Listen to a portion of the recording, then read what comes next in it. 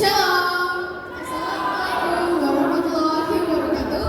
Om Swastiastu, Namo Buddhaya, dan salam kebajikan bagi kita semua. Hadirin yang berbahagia, pada kesempatan kali ini izinkanlah saya membawakan sebuah orasi yang bertema pentingnya pendidikan karakter bagi generasi muda Indonesia. Hadirin yang berbahagia, pada masa ini banyak sekali tindakan-tindakan kriminal dengan mudah kita jumpai, baik melalui media elektronik ataupun media cetak. Dan ada juga tindakan kriminal yang dapat secara langsung kita lihat terjadi di kalangan masyarakat ataupun pemerintahan pada umumnya. Contohnya korupsi, kolusi, dan nepotisme.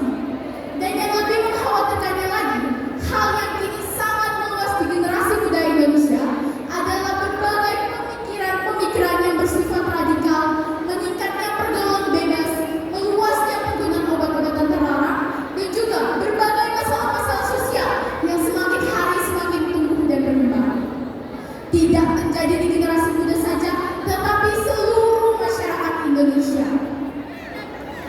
Hal yang tadi kita dengar itu mengacu pada satu hal, yaitu karakter. Persoalan lainnya yang tidak kalah serius adalah berbagai praktik-praktik kebohongan di dalam dunia pendidikan, mulai dari mencontek hingga plagiat.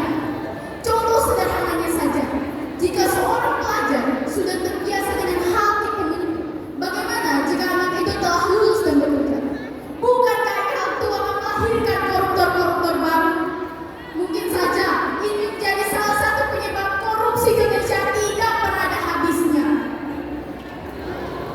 Beberapa faktor tersebut telah menunjukkan betapa pentingnya pendidikan karakter bagi generasi muda Indonesia.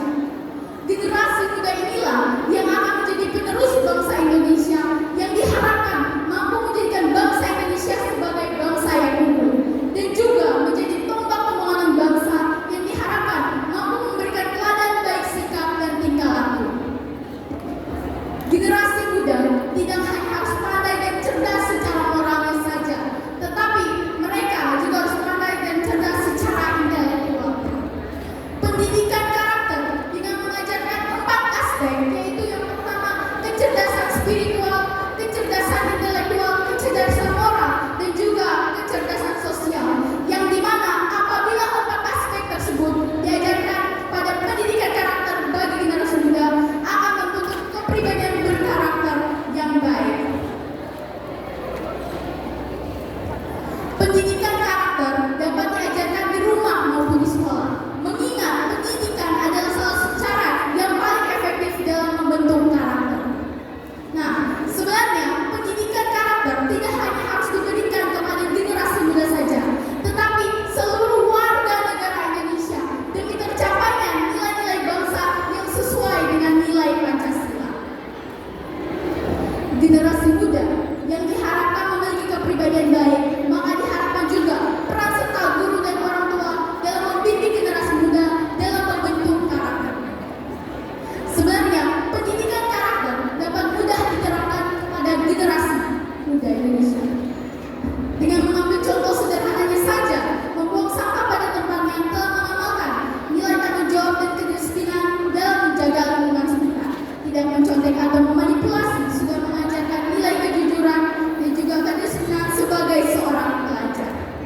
Dan yang paling penting, pendidikan karakter harus mampu mengajarkan generasi muda untuk patuh dan taat akan agama yang dianut, dan juga taat